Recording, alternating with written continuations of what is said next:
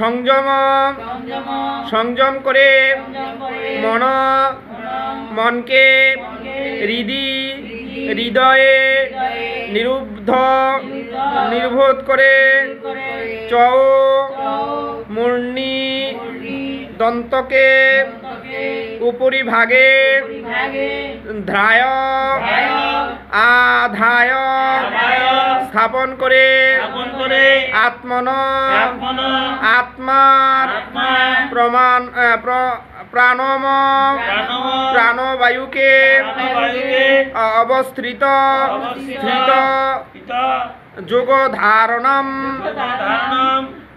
ধারণা বলেন অনুবাদ।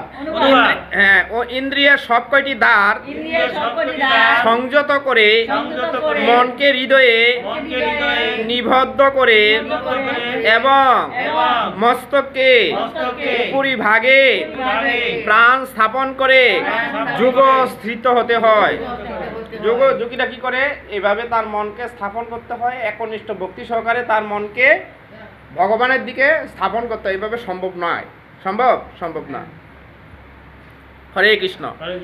তো এখানে এইভাবেই এই কথাটাই এখানে বলা হয়েছে। আমি এখন বলি হরে কৃষ্ণ। তো এইভাবে কি করে মনকে সংযত করতে হয়? আমাদের মনকে সংযুক্ত করে কি করতে হয়?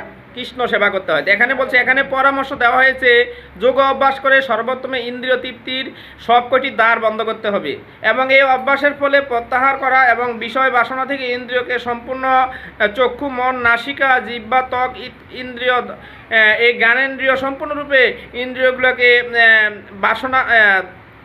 ইন্দ্রিয়গুলোকে দমন করা হয়। এভাবে তার মনকে একাগ্র করে পরমাত্মার দিকে ধাবিত হতে হয়। প্রাণবায়ু মস্তকের উপরিভাগে আহরণ করে ষষ্ঠ অধ্যায়ে এই পদ্ধতিতে বর্ণনা করা হয়েছে। পূর্বেই বলা হয়েছে যে এই যুগের এই প্রকার যোগ অভ্যাস বাসনা সম্ভব নয়, তাই এই যুগের শ্রেষ্ঠ হচ্ছে কৃষ্ণ ভাবনাময় ভক্তি যোগ। হরে কৃষ্ণ। ভক্তি যোগ কি? তার ভক্তি যোগ কি? কৃষ্ণ ভাবনাময়। আচ্ছা, হরে কৃষ্ণ। আমাদের পিতাকে, আমাদের পিতা কৃষ্ণ, মাতাকে, মাতাও কৃষ্ণ, মাতা কৃষ্ণ, পিতাকে কৃষ্ণ, মাতাকে কৃষ্ণ। তো মাতা যে কৃষ্ণ, কি রূপে তিনি মা? বেদমাতা রূপে। বলছে বেদমাতা রূপে কৃষ্ণই আমাদের মাতা। কৃষ্ণ কি? মাতা। কি রূপে? বেদমাতা রূপে। আর পিতা রূপে তিনি কি? বীজ প্রদান করেন। বীজ কোথায় প্রদান করেন? মাতৃগর্ভে। এই মাতৃগর্ভে বেদ ছাড়া কোনো কেউ সন্তান ধারণ করতে পারে না। কি করতে পারে না? বেদ যেমন আমরা দশবিধ সংস্কার করতে মাতৃগর্ভে যে সন্তান আসে, তা কি করতে হয়? সন্তান আসলে তাকে সংস্কার করতে হয়। কিভাবে সংস্কার করে?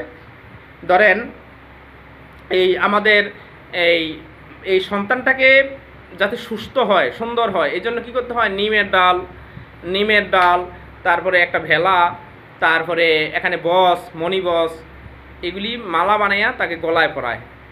মহিলার গলায় পরায় এখন মন্ত্র উচ্চারণ করা হয়। এটা কোন সময় দেয়? সীমন্তন্য উন্নয়নের সময়, মানে যাকে 7 বক্ষণ বলা হয়। আপনারা 7 বক্ষণ বলেন? হ্যাঁ, 7 বক্ষণ বলে সাধারণ মানুষেরা। 7 বক্ষণ মানে কি? ওই যে সে মাংস খাইতে চাইলে এটাই রান্না করে দেয়, যেটা খাইতে চাইলে দেয়। আমি দেখছি হাজার কথাটা বুঝেন না, দেয়। কিন্তু আমাদের শাস্ত্রে বলছে 7 বক্ষণ কি? আমাদের 7 বক্ষণ নয়, আমাদের হলো সীমান্ত উন্নয়ন। কি? সীমান্ত উন্নয়ন। ওই সীমানা নির্ধারণ করে সন্তান যাতে সুস্থ হয়। এই জন্য এই বেদের সব নির্দেশ হচ্ছে কি? এই নির্দেশ হচ্ছে কিভাবে আমাদের এই জগতে সন্তান ধারণ করতে হয়। হরে কৃষ্ণ। তাই বেদ রূপে কি? কৃষ্ণ বেদ রূপে আমাদের মাতা, আর কৃষ্ণ পিতা রূপে আমাদের কি? মাতৃগর্ভে বীজ প্রদান করেন। কি করেন? বীজ। এই জন্য কৃষ্ণ সরজ ঐশ্বর্য। কৃষ্ণ কয় ঐশ্বর্য? সরজ। সমস্ত বীর্য, আপ, খ্যাতি, মরুদ, ভোগ, সৌন্দর্য যা কিছু আছে কৃষ্ণ, সব কিছুর মূলে কি? কৃষ্ণ। এই জগতে এই জন্য বলছে যে সন্তান ধারণ করলে ওই সন্তান আমার না। কার? কৃষ্ণই তার মালিক, অর্থাৎ আমি পালক মাত্র। আমরা কি? পালক মানে কি? পালক। এই জন্য বলছে আমরা কি তো কৃষ্ণকে মাতা রূপে না জানার কারণে আমাদেরকে বিজন্মা বলা হয়। কি বলা হয়? বিজন্মা, যার কোনো জন্ম পরিচয় নাই। কাকে ভুলে যাওয়ার কারণে? কৃষ্ণকে ভুলে যাওয়ার কারণে। আমাদের দুধ চরিত্র, আমরা লম্পট।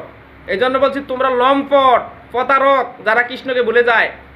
এই দুষ্কৃতিকারীকে কোনোদিনও কৃষ্ণ ক্ষমা করে না।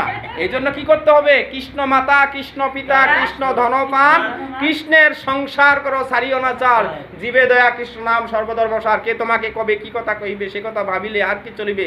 বিপদে সম্পদে রাখিবে যে পদে, তাহার পদ কেন ভাবনা, মিশে মায়া তুমি থাকো না। হরে কৃষ্ণ, হরে কৃষ্ণ, কৃষ্ণ কৃষ্ণ হরে হরে, হরে রাম রাম রাম হরে।